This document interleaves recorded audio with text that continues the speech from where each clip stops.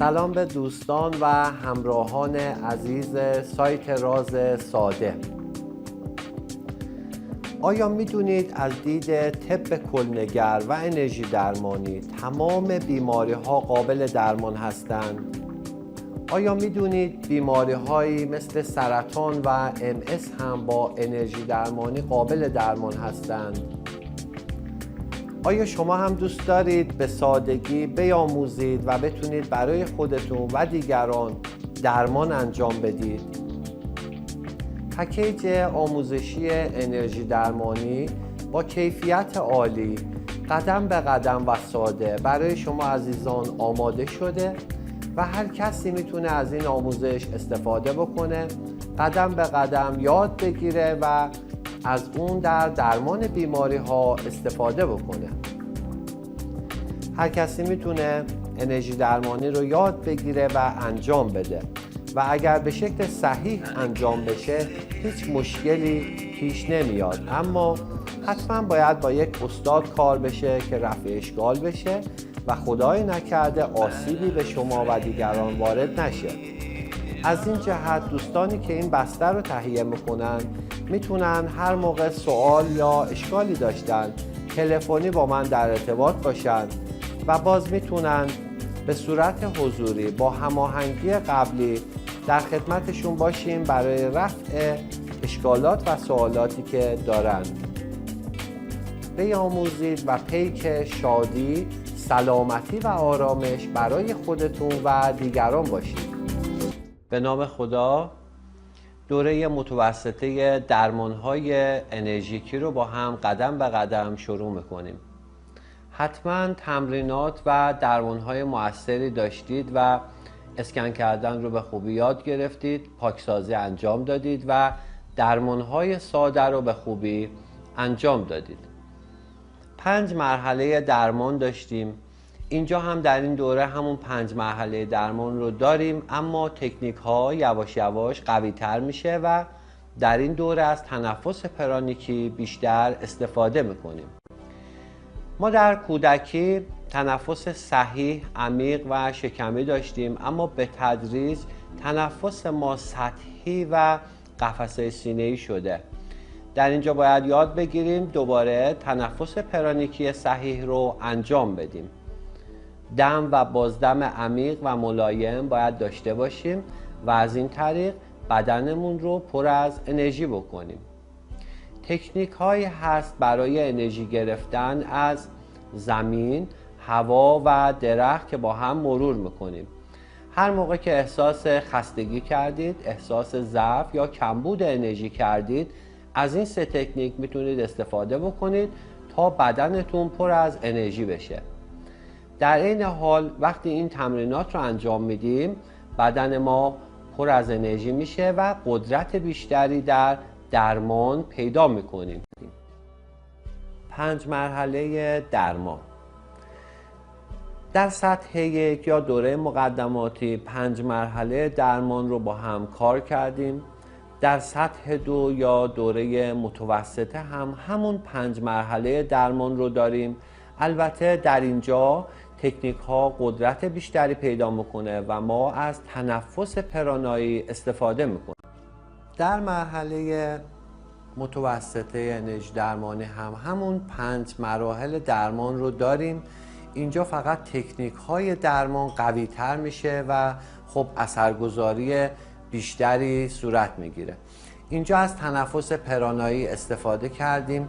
تنفس پرانایی رو یاد گرفتید که به چه شکلی هست. سعی کنید در طول روز از تنفس پرانایی استفاده بکنید تا انرژی کامل دریافت بکنید. پس ما اسکن کردنمون هم با تنفس پرانایی قوی تر شد.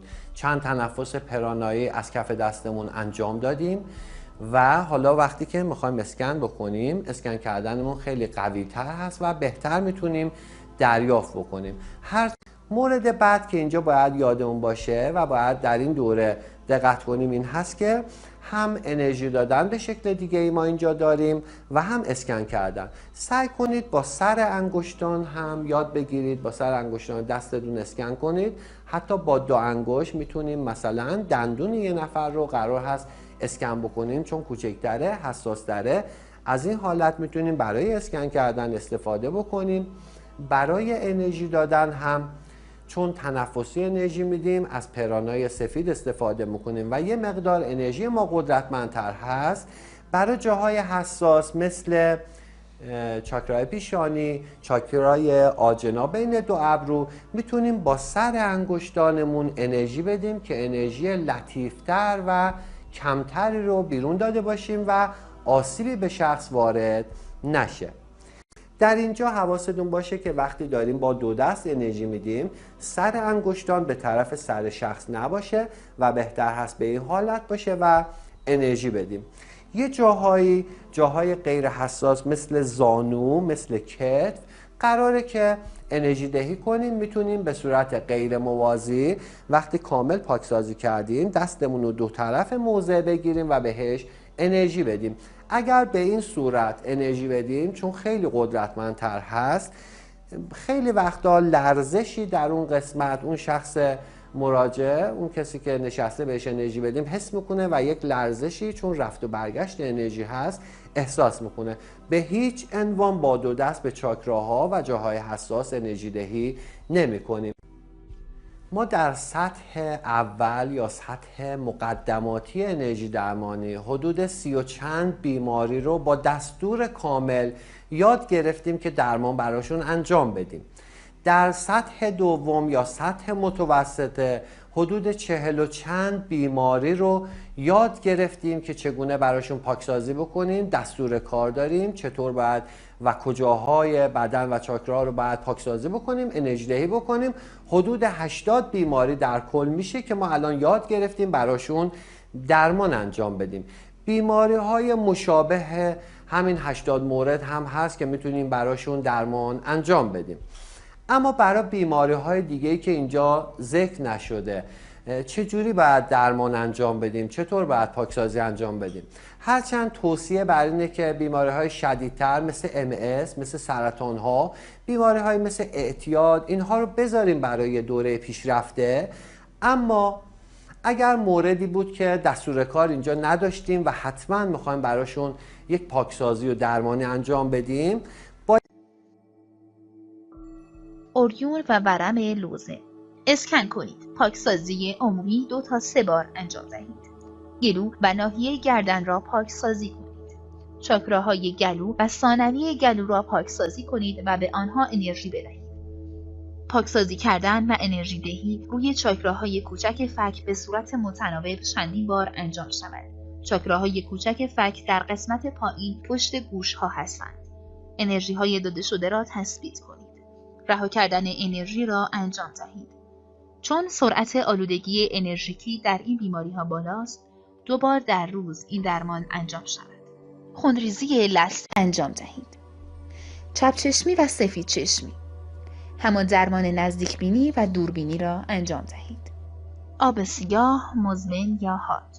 اسکن کنید. چشمها، چاکراهای چشمی، آجنا، گیجگاهی و پس‌سری، شبکه خورشیدی و سر. پاکسازی عمومی 3 بار انجام دهید. برای تسکین درد و ناراحتی چشم‌ها، پاکسازی موضعی روی سر چشم‌ها را چندین بار انجام دهید. چاکراهای آجنا، گیجگاهی و پس‌سری را پاکسازی کنید و انرژی بدهید. چاکراهای جلویی و پشتی شبکه خورشیدی را پاکسازی کنید و انرژی بدهید. انرژی‌های داده شده را تثبیت کنید. رها کردن انرژی‌ها را انجام دهید. درمان را 3 بار در هفته انجام دهید. زخم معده و زخم اثناعشر اسکن کنید. پاکسازی عمومی انجام دهید. چاکراهای شبکه خورشیدی را پاکسازی کنید و به چاکرای جلویی شبکه خورشیدی انرژی بدهید. ناحیه ملتهب را پاکسازی و انرژی بدهید. چاکرای نافی را پاکسازی کنید و انرژی بدهید. ناحیه ملتهب را پاکسازی کنید و انرژی بدهید. چاکرای نافی را پاکسازی کنید و انرژی بدهید. انرژی های داده شده را تثبیت کنید. رها کردن انرژی را انجام دهید. جلوگیری از سقط جنین. در زنانی که سقط جنین داشتند، چاکراهای قاعده‌ای، جنسی و نافی خالی از انرژی است. این درمان فقط برای بیماران قابل کاربرد است که حامله نیستند و قبلا سابقه سقط جنین داشتند. اسکن کنید. پاکسازی عمومی انجام دهید. چاکراهای جنسی، قاعده‌ای، نافی و شبکه خورشیدی را پاکسازی کنید و انرژی بدهید. چاکراهای گلو و آجنا را پاکسازی کنید و انرژی بدهید. انرژی های داده شده را تثبیت کنید. رها کردن انرژی را انجام دهید. درمان را 2 بار در هفته تا 2 ماه انجام دهید. انرژی دار کردن اشیا. کار دیگه ای که در انرژی درمانی میتونیم انجام بدیم این هست که چیزی رو انرژی دار بکنیم و بدیم که شخص بیمار ازش استفاده بکنه. معمولاً از این روش در انرژی دار کردن آب استفاده میشه و برای ناراحتی های گوارشی مورد استفاده قرار میگیره. بکنیم درمان از راه دور. ببینیم به چه شکلی میتونیم درمان از راه دور انجام بدیم. توصیه این هست که فعلا درمان هایی که از نزدیک هست رو انجام بدید تا در این کار مهارت پیدا بکنید. بعد میتونید درمان از راه دور رو هم انجام بدید. انرژی ما جایی میره که فکر ما میره. خیلی ساده وقتی در انجام درمان مهارت پیدا کردید میتونید با دوستتون که خونه خودشون هست در شهر دیگه هست فرقی نمیکنه، مکان، زمان، مسافت اصلا ملاک نیست، چون راحت میتونیم این کار رو انجام بدیم و بعد متافیزیکی هست و انرژی. وضو درمانی یکی از مباحثی که در انرژی درمانی هست و در رابطه با اون صحبت شده مبحث وضو درمانیه. در طب کهن هندی آیورودا 12 کانال انرژی در بدن وجود داره که این 12 کانال انرژی در دستها، فرق سر، مکانهایی رو داره که ما در وضو گرفتن اونها رو تحریک میکنیم.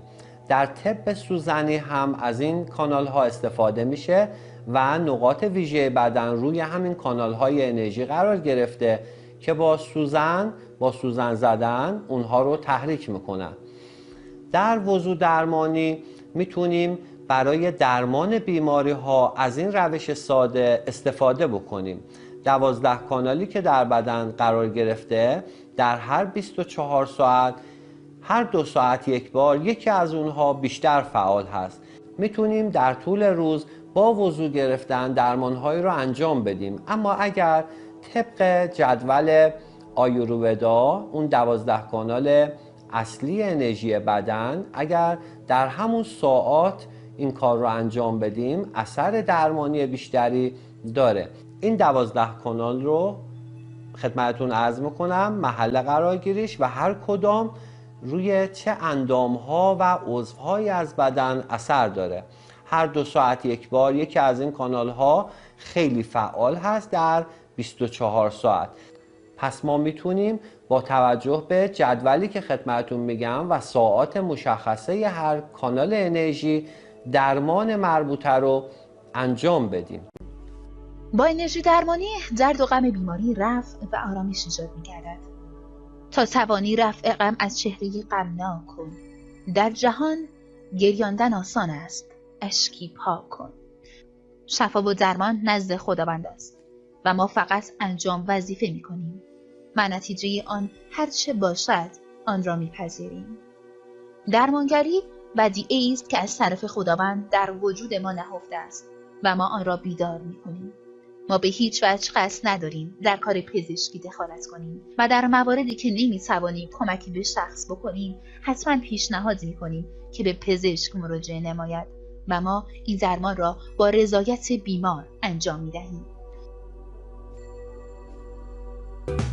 بیاموزید و پیک شادی، سلامتی و آرامش برای خودتون و دیگران باشید. I'm sorry.